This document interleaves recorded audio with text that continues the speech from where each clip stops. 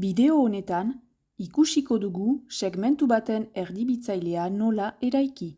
Definizioaren arabera, segmentu baten erdibitzailea hau da. Segmentuaren erdigunetik pasatuko den eta segmentuaren perpendikularra den zuzena. Hori da, baina aldi honetan ez dugu definizioa erabiliko. Lehen bideoan aipatu dugun bezala, erdibitzailearen propietate berezia erabiliko dugu. Bai, propietateaz oroit naiz. Segmentu baten erdibitzailea, haren muturretatik distantziakide diren puntuen multzoa da.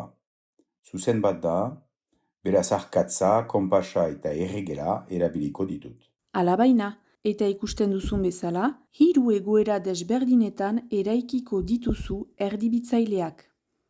Eraikitzeko leku bera delarik segmentuaren bi aldeetan, SG segmentuaren kasuan, eraikitzeko leku gehiago badelarik segmentuaren alde batean bestean baino, MN segmentuaren kasuan, eta eraikitzeko lekua segmentuaren alde bakar batean beizik ez delarik, TU segmentuarenean. SG segmentuaren erdibitzailea eraikitzen hasten naiz.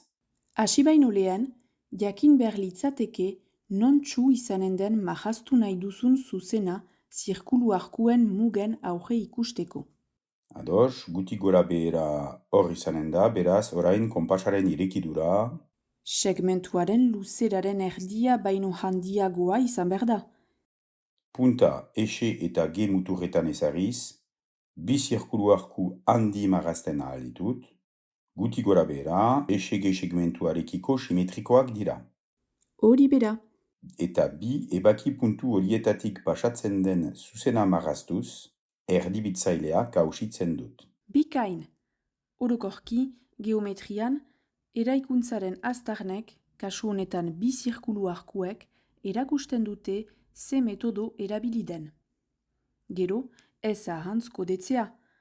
Orain, MN segmentuaren erdibitzailearekin segituko dut.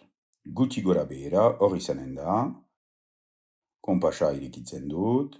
MN luzeraren erdia baino handiagoa den luzera batez. M eta N muturretatik bi arku tipi marazten ditut, baina ezin dut berrirekidura erabili segmentuaren beste aldean.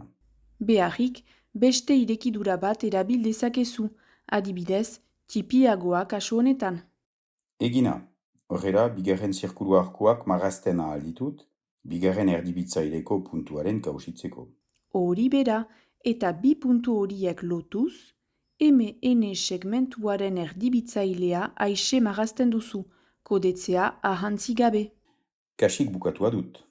Falta zaigu orain TU segmentuaren erdibitzailearen eraikitzea. Hor izanen da, guti gora bera. Konpasa irekitzen dut. TU luzeraren erdia baino handiagoa den luzera batez. T eta U muturretatik bi arku tipi marazten ditut, baina segmentuaren beste aldean, tokirik ez dut bigarren puntu baten eraikitzeko. Beharrik ez direla bortxaz segmentuaren bi aldeetan kokatuak izan behar. Arrazoi duzu. Beraz, konpasaren irekidura handiagoari esker, adibidez, erdibitzailearen bigarren puntua eraiki dezaket. Bi puntu horietatik pasatzen den zuzena TU segmentuaren erdibitzailea da. Eta kode marken egitea ez dut ahantzten, angelu zuzena eta luzera bereko bi segmentuak. Bikain, zuen aldi orain.